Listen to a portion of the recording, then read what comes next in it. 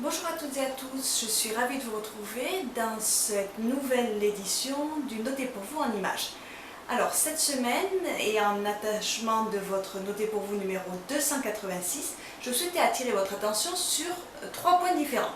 En premier point, je souhaitais attirer votre attention sur les conséquences de l'arrêté publié cette semaine, daté d'août 2016, sur les conséquences qu'il peut avoir en matière d'approbation, de publication des prospectus, mais aussi et surtout de diffusion des communications à caractère promotionnel. En effet, cet arrêté va intégrer, ou plus ou moins faire référence, au règlement européen du 30 novembre 2015 pour prendre en compte les évolutions techniques sur les marchés financiers.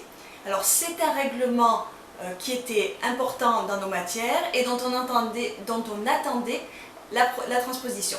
Alors c'est une transposition comme l'a choisi de faire l'autorité des marchés financiers depuis un petit moment, à savoir une transposition avec référence directe au règlement et non pas un copier-coller des dispositions dans le règlement général de l'autorité des marchés financiers.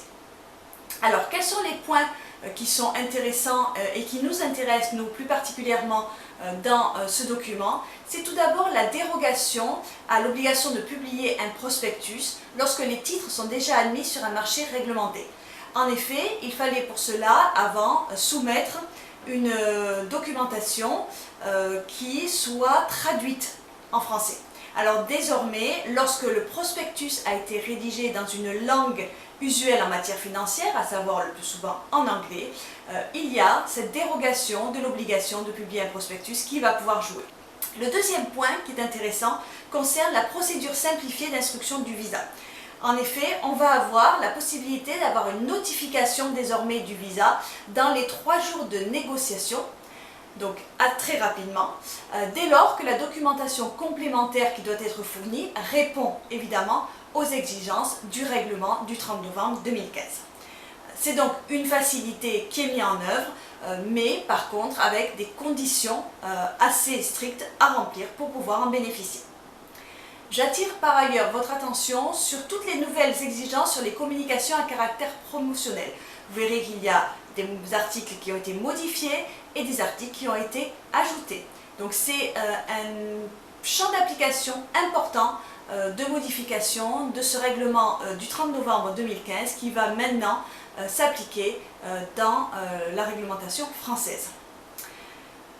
J'attire en dernier lieu votre attention sur les moyens de communication des conditions définitives, puisqu'on a désormais la possibilité d'avoir une dissociation entre la communication, entre le choix du moyen de communication du prospectus et le choix du moyen de communication des final terms. Donc c'est une nouveauté importante qui a été apportée par le règlement européen. En deuxième point, je souhaitais attirer votre attention sur cette décision rendue par la Commission des sanctions de l'autorité des marchés financiers le 12 octobre 2016. C'est une décision qui concerne les conseillers en investissement financier et elle est importante parce que la Commission va poser de nouveaux jalons sur la définition de ce qu'elle entend par la fourniture d'un conseil d'investissement. Alors, c'est une décision qui est importante tout d'abord parce que la Commission va dans un premier temps choisir d'écarter les activités de conseil classiques d'un conseiller en investissement financier et d'écarter aussi la fourniture du service de réception-transmission d'ordre dans le cas de l'espèce. Alors, c'est une méthode qui est importante puisque c'était l'argumentation du CIF de dire qu'il avait fourni un service qui était un service spécifique aux conseillers en investissement financier, donc de gestion de patrimoine, et non pas un service d'investissement. La commission des sanctions caractérise, elle, contrairement à ce qu'avait soutenu le CIF, caractérise une recommandation personnalisée. Du coup, du fait de cette recommandation personnalisée, elle fait tomber la fourniture de ce service dans le service d'investissement de conseil en investissement financier et non pas dans le service des autres activités de conseil en gestion de patrimoine. Alors, c'est une décision réellement importante parce que quand on est soumis aux exigences du conseil en investissement financier, cela implique d'avoir exécuté la totalité des obligations qui sont liées à la fourniture de ces services.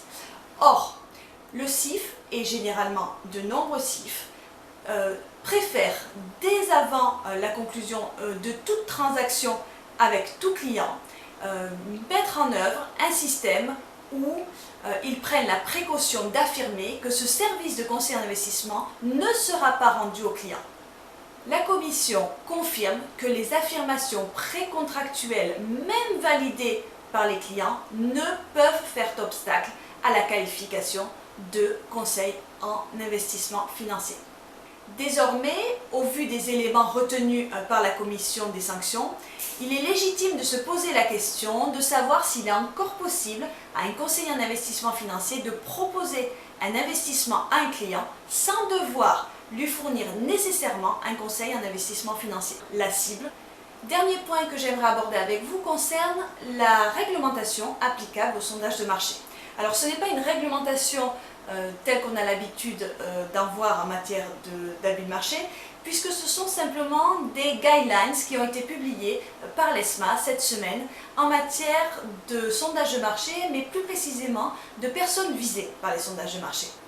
Alors, cette documentation va être importante parce qu'elle va nous donner différents éléments clés dans la manière d'aborder ces sondages de marché, tant du point de vue de la personne sondée que du sondeur, qui va devoir évidemment tenir compte des exigences qui sont imposées à la personne sondée. La première chose qui est importante dans ce document, c'est que la personne sondée va devoir elle-même procéder à la qualification de l'information qu'elle reçoit lors du sondage. Alors c'est un élément important puisque la personne sondée va devoir juger si parmi le flot des informations qui lui sont communiquées, certaines sont de nature à être qualifiées d'informations privilégiées. C'est important dans le sens où la personne sondée qui estime qu'elle a reçu une information privilégiée va du coup devoir mettre en place toutes les exigences qui sont liées à cette qualification d'information privilégiée. Ça, c'était pour le premier point. Le deuxième point, c'est que le sondé ne va pas avoir des obligations qui s'arrêtent avec la fin du sondage. En effet, il va devoir conserver pendant 5 ans la totalité des informations et communications qu'il a reçues en rapport avec ce sondage de marché. C'est donc une exigence, là aussi, lourde pour les investisseurs institutionnels qui sont les personnes les plus touchées par les sondages de marché, par les émetteurs, puisque c'est leur avis qui intéresse le plus, évidemment, les producteurs de nouveaux instruments financiers. Ces orientations vont rentrer en vigueur le 20 décembre prochain, donc cela laisse peu de temps aux personnes qui ont l'habitude d'être sondées pour mettre en place les nouvelles exigences. Il semblerait qu'en réponse à la publication de ces orientations par l'ESMA, dont nous avions déjà la trame évidemment dans sa version anglaise depuis quelques semaines, certains institutionnels aient d'ores et déjà prévu de ne plus accepter aussi facilement qu'ils avaient coutume de le faire, de se soumettre à des sondages de marché en raison finalement des exigences qui pèseront sur eux du simple fait qu'ils rendent service en quelque sorte à un émetteur. Voilà, c'est terminé pour cette semaine. J'espère que ces 3 points vous auront intéressé.